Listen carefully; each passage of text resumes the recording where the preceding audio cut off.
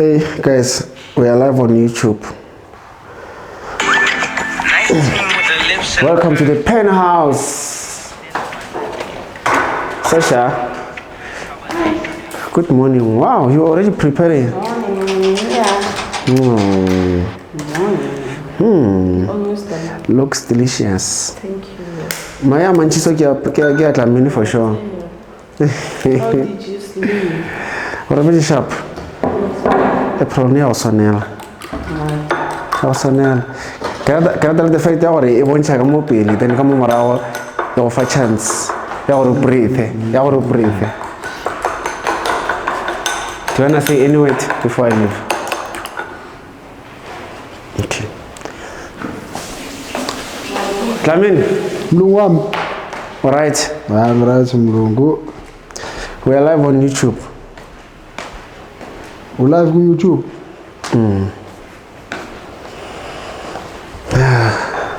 Hayi YouTube yawuthanda. Yaphila Mlungu. Right wena? Hayi. Silale savuka.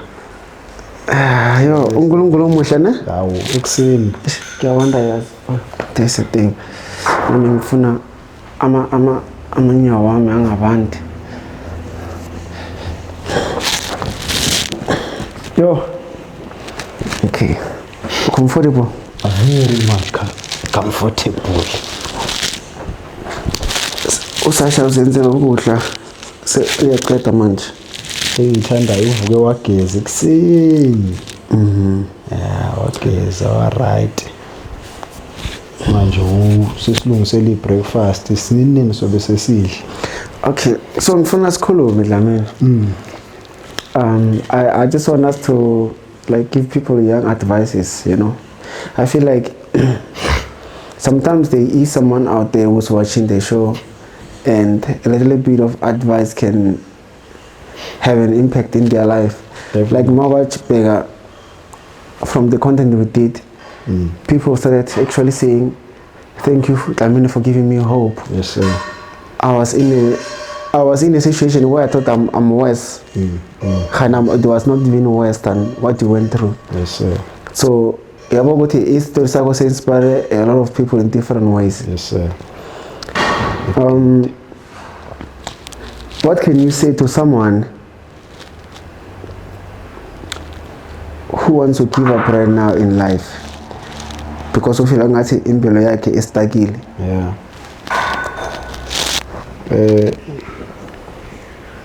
Ngiyathanda because it's Sunday today. You know. So abantu abasokola kakhulu, I would say this, abantu abasokola kakhulu abantu abasebancane. With the honest sokola kakhulu. Why? Because of peer pressure that they get from abantu, I would say abantu asebekhulile, abantu abadala. So these youngsters, they look up to those people. Chris, you can sit. When they look up to those people, then they want to live the life that those people are living. Without knowing ukuthi lo muntu ophila that life ufike kanjani kuleyo mpilo. Then as a young person, you start getting that pressure yokuthi I have to live that life, I have to live that life. You understand? And then it pushes you now to make bad decisions. The way you think, it changes. Usucabanga ngendlela yokuthi ufuna imali manje, ufuna ukuphumelela manje, ufuna ukuba nemoto manje, ufuna ukuba nomuzi wakho manje, ufuna ukuhlala eSantino eRosebank okuphi kuphi manje. Kanti impilo ayisebenzi kanjalo. Life on its own, it's a process. Idinga isikhathi, idinga ukubekezela, idinga ukusebenza. Bafethu, there is nothing that comes easy. There is nothing that comes easy. Uzothi ngicela ukwenza isibonelo. Uyasebenza, for an example, usebenza eShoprite, uya security, usebenza ehotela, uya waitress, uya waiter. Mhlawumbe usahlala kini. mhlambe uhlala kini in a back room uhlala kini in the main house awukhokhi rent, awubhadali rent, awubhadali manzi, awubhadali ugesi, awubhadali next. Uyahola kuphela kwenyanga, uyahola ngesonto, uyahola ngefortnight, you're getting paid. You have a roof over your head. You manage to get a 3 square meal a day, every day. But yet ukhala ngokuthi wena uyasokola, ukhala ngokuthi izinto azikhambeli kahle, ukhala ngokuthi uyahlupheka. Awuhlupheki monjalo. Monjalo awuhlupheki, ngicela ukukutshela monjalo awuhlupheki. Kunomuntu osokolayo, kunomuntu ohluphekayo ukuthi makuse ekseni kanjena abikelwe athi inkosi yami kusile angazi ukuthi ngizodlani. Lishona ilanga abikelwe athi angazi ngizolala ngidlini. Kunabantu abaphila leyo mpilo abathi ngobona sekusebusuku ukuthi ngolala ngidleni ngempela, engenanto yokudla, angenandawo yokulala, engenamsebenzi, engenalutho. Uyakhala lo muntu, kodwa wena unalezi zinto esengiyibalile ukhala kanye nalowo muntu loyo, which is not unfair, which is not it's not unfair because impilo ayisebenzi kanjalo. So into engizoyisho bafethu ukuthi number 1 asifunda ukubekezela, number 2 asifunda ukusebenza because yabona ungasebenzi uzohlala ekhaya ulindele ukuthi hayi mina izinto zami izoba right, izohamba. awuthengi negroza mlungu. but ufila ngathi you are stuck. How are you stuck? How are you stuck? Because usenomama, usenobaba, usenosisi, usenobhuti, labantu laba bakhona, they are there to support you. But still wena uyakhala ukuthi mina izinto zami azingihambeli kahle. Azingihambeli kahle kanjani? Peer pressure oyitholayo ebanganini, it's either ebanganeni or i-girlfriend or i-boyfriend or kuphi, you get that pressure from that person, then usufuna ukuphila lempilo abayiphilayo, which is wrong. You understand? So bafethu azizameni, it's not easy and it's not going to be easy, but let's just try ukuthi bekezela empilweni. Kumele ubekezele empilweni, kuyabekezela. Bekezela while you are still waiting, akube nento yenzayo, because you cannot just sit down and say mina I'm waiting. Kuzokwenzeka ngesikhathi, yes kuzokwenzeka ngesikhathi sakhona, but you have to do something while you are still waiting. Akunanto ezofika kuwe nje ithi hayi sengifikileke nansi imali na amamiliyoni asela gadla phambi kwakho. Ayisebenzi kanjalo. The wrong decisions that the youngsters are making today, mlungu, ziningi izinto ezibhlungu ezenzakalayo that we see on social media today. Umuntu mayihlala phansi bembuza ukuthi why did you do it? Athi I was under pressure. I was under pressure to do it, not that I wanted to do it, but I had to live that life. Bengimele ukuthi mangena kubonakala ukuthi ngingenile ngifikile. Mangiya kuphi kube yimo othenga utshwala, kuba yimo othenga ini. Thank you for bringing that of the peer pressure. I want us to touch utshwala, i-iPhone, nembahla. Awukhuluma ngenye into, because I feel like most young people, that's why they get the peer pressure. Utshwala, iPhone, nembahla. You end up going to buy imbahla the fake or imbahla because ufuna impress abantu. Mara aqale nge-iPhone. Yabo, before we go deep into the iPhone issue, yabo, can I give you an example? Yabo, Chris has never had a pressure to buy an iPhone. It's not maybe good iPhone, but akavume peer pressure. Yes. It doesn't allow peer pressure, because I've seen how a lot of people, man, pressure go to have a name iPhone so fast. Mara, once you can control peer pressure, you'll be successful, and you can control everything. I'm telling you. Peer pressure inkinga. I'm telling you. Yabona iPhone. Pressure isifaka abantu abaningi inkingeni. Abanye bathatha ama-loan bahlula kuwakhokha. Yeah. Because of an iPhone. I-iPhone iyidemoni. yabona iPhone idemon.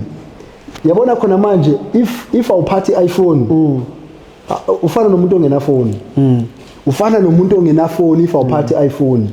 Once waveza Android yakho kanje njengo Chris may keep ifone yakho veza Android uba senkingini. And yazi iPhone yenzani? Yenza ukuthi baba sebenzisa Android i-self esteem yabo yehla because umuntu use bathi asathatha isithombe sekathi haye sekumele kusebenziswe ifoni bani ngoba yami kuphi bese qamba amanga kanti khona ephaketheni omunye umjida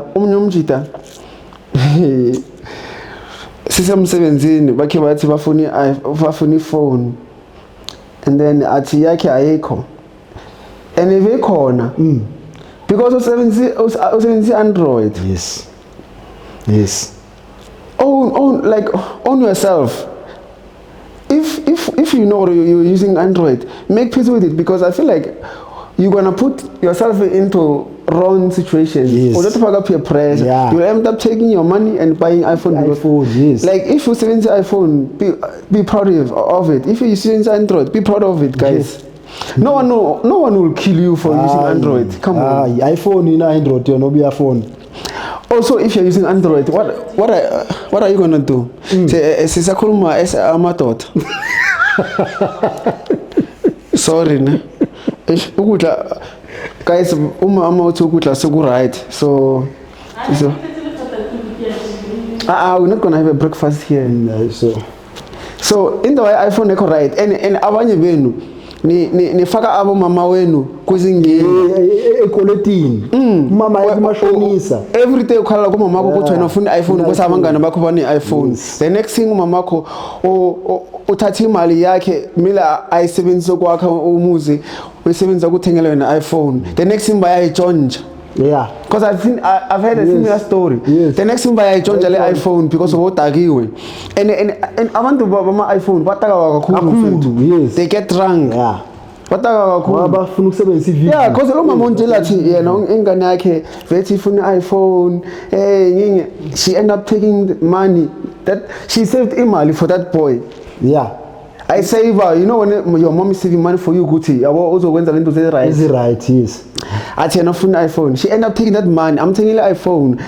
The boy got drunk. When he got drunk, by John, and John Abangani, obvious. And why is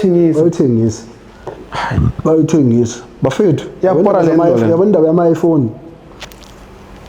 Kuna abantu asebengene ekweletini kangaka. iPhone. Enye into umuntu akafuni iPhone nje. Akafuni XR, akafuni iPhone 7. Ufuna qala 12. Ufuna qala 12. Promo kubona ukuthi boza sorry man.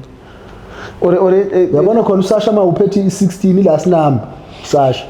Yazi uSasha uphethe 16 bro. 16. Mara ki 16 mos. Asi 16. Asi 16 yeo. Ai phela moara ribola lesa bana alaselo abutsotsi ngiyazobe kuthola phi uthwele 16 kina kopirara bathongithola afethu yabona iPhone mina hayi and then into yembahla dlamini iphe pressure mawuphuma melobe ne-iPhone melo ucoke kahle impahla ugqoka igama it has to be Nike ke Lacoste and what nama Gucci. Umuntu akushayela igushi kusuka esicathulweni kufika ekhanda akushayela iNike kusuka esicathulweni kufika ekhanda uyithenge lo bani good question thenge lo bani ne peer pressure bafika abazali bayasokola abazali beingane bayasokola umama esebenza kanzima evuka ekseni yabona khona manje bakubanda kanje athi umama ngamane ngishawa amakhaza angifuni yami ingane isokole that time ukhuluma nge-lifestyle ukusokola ukukhuluma nge-lifestyle gqoka iNike ingane ilale ngeNike ingane iphathe iPhone ingane kube mnandi kube nje kodwa umama ngaphakathi enhlizweni uyakhala ukuthi kube uyazi mntanami ukuthi usebenza kanzima kanjani kodwa ngoba umama ufuna ukujabulisa ingane yakhe uyakwenza lokho bese kuba nabanye omama abanye abazali umuntu ashaya ngonyawo phansi athi la kwami udla mina ugqoka mina ulala mina umbatha mina yonke into onayo uyenzelwe yimi akuna iPhone ozoyithola akuna Nike ozoyithola uzogqoka lokho engikunika khona uzosebenzisa le phone engikunikeza yona that when i problem iqala khona athi umama akafuna ungenzela ubaba akafuna ungenzela kulungile ngizokwenza ngani ngeyami indlela sekunendlela eyisheshayo manje zokwenza imali mlungu ulale namhlanje ungenamali kusasa uvuka unemali sekunendlela eyisheshayo manje zokwenza imali abantu abancane ibona abasebenzisa lezo zindlela lezo then bazothengisa izinto melanga basithengise yebo thengisa into ongamelanga uyithengise thengisa ama drugs bayakubopha uyayijele uyafa or ubuya so uyikhehla izingane asikwazi yebo you know there's families like that umuntu mayiza abuyajele for too long ingane asamazi wahamba zincane izingane wahamba zincane life ayinake orasha jilo inyaka ujajilo step by step seniphila sekuphila impilo yokunikelwa it's either unikela every month or unikela every year or unikela nini but kumele unikele ukuze le mali iqhubeke ilokhu ingenile impilo ephilwa namhlanje ukuze iqhubeke ilokhu ingenile imali kumele unikele something enye futhi amadlombazana yazi bayenzani amadlombazana bayakwazi ukufaka i-peer pressure intombazana ujola naye uzokubuza ukuthi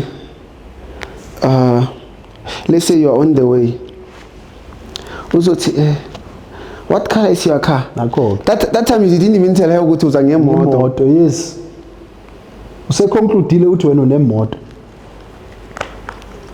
so yabo ukuthi nomjolo ufaka i-peer pressure yes mabu utholene nomuntu ongekho right and amadlombazana amanje abasayikhwela taxi ubaneni abasayikhwela momtshela ngeteksi abasayikhwela ngiyaxabana umtshela ngeteksi agibela ama-taxi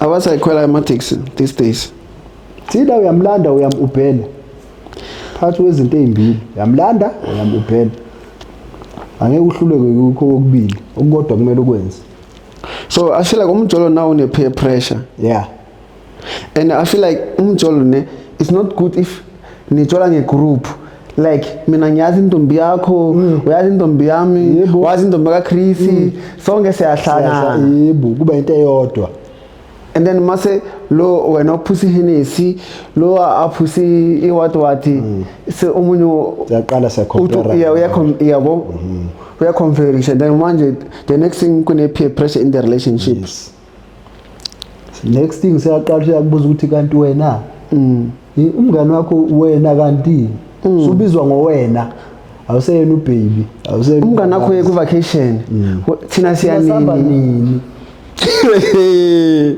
iyo ubonile ukaraba amthengile iPhone mina ungithengela nini ubona umngane wakho uthengela umuntu wakhe Nike wena unthengela nini ngithola nini umngane wakho uthenga imoto thina sihlezi sikhwela ama-taxi uyithenga nini imoto wena umngane wakho sekashopha eSandton thina siyanini eSandton so ngena lathi so umjolo now yamotholene nomuntu breakfast ongazazi ukuthi ufunani uzoba senkingeni